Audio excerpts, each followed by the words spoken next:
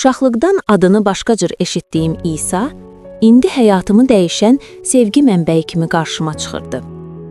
Hər gün pəncərəmin önündə olan müqəddəs kitabı açırdım. Sanki o kitab məni özünə çağırırdı. Bir gün Levililər kitabında yazılan bir ayə məni sarsıtdı. Əgər qadının qurban gətirməyə imkanı yoxdursa, bir qumru quşu və ya göyərçin gətirsin. O anı yerə çöktüm. Çünki mənim nəinki qumru quşu almağa, hətta çörək almağa belə imkanım yox idi.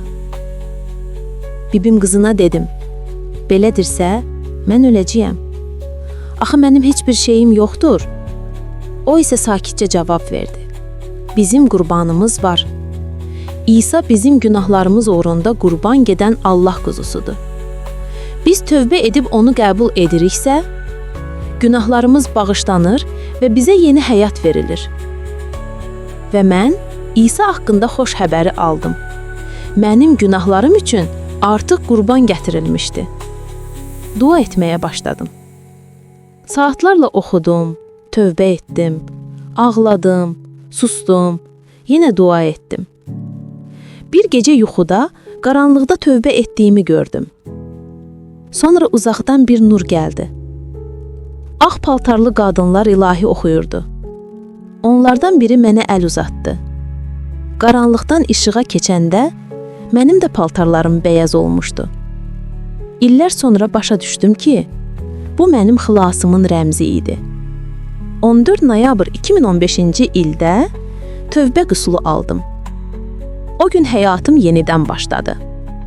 İsa'ya inamın ilk addımları çətin idi. Amma bugün geriyə baxıb bir cümlə deyə bilirəm. 10 il əvvəl İsa məni tapdı. Əgər bugün yazdıqlarım kiməsə toxunursa, bu mənim gücüm deyil. Bu Allahın məndə yaratdığı yeni xarakterin səsidir. Mən həmin gecə ölə bilərdim.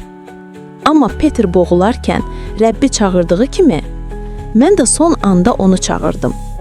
Tanımadan, bilmədən, sadəcə ümidsiz bir nida ilə. Amma o məni tanıyırdı və o tanıma məni həyatda saxladı.